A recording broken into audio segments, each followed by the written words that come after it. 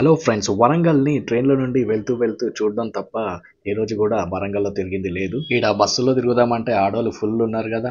Rapido book చేసుకొని 1000 స్తంభాల గుడి ముందు దిగిన. ఇదిగో 1000 స్తంభాల గుడి.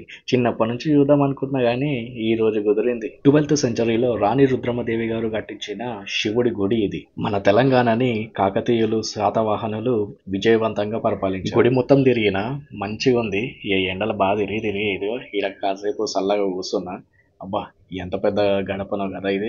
ఒక రాయిని గుడిలా కట్టడం అనేది మామూలు విషయం కాదు. వర్షాకాలంలా లేదు, ఎండాకాలంలాగా ఉంది. ఎండాకాలంలో వర్షాలుంటాయి, వర్షాకాలంలో ఎండలుంటాయి. గదే వెరైటీ. 1000 స్తంభాల గుడి తర్వాత location change to Bhadrakali temple. వరంగల్‌లో ఇది చాలా ఫేమస్ టెంపుల్ అన్నమాట. అదిగో దేవుడు. దండం పెట్టుకోండి.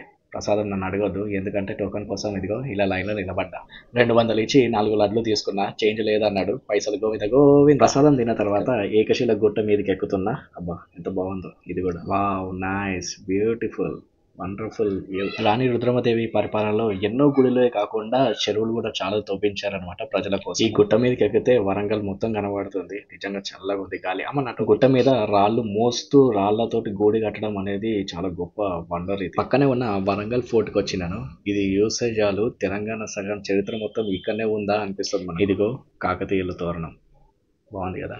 పొద్దున్నుంచి తిరిగి బాగా కాళ్ళు నొస్తున్నాయి. కాసేపు ఈడ ఇక్కడ నేను గమనించింది ఏంటంటే ఇక్కడ శిల్పాలు కూడా అన్ని సగానికి సగం పగిలిపోయి ఉన్నాయి. దానికి కారణం ఏంటంటే మొహమ్మద్ ఖిల్జీ అలాగే తుగ్లక్ కూడా కాకతీయుల మీద చాలా సార్లు దండయాత్ర చేసి సక్సెస్ అయ్యారనమాట. అలా సగం పగలగొట్టిన చాలా విగ్రహాలు కూడా పక్కనే ఉన్న కుష్ మహల్లో ఉన్నాయి.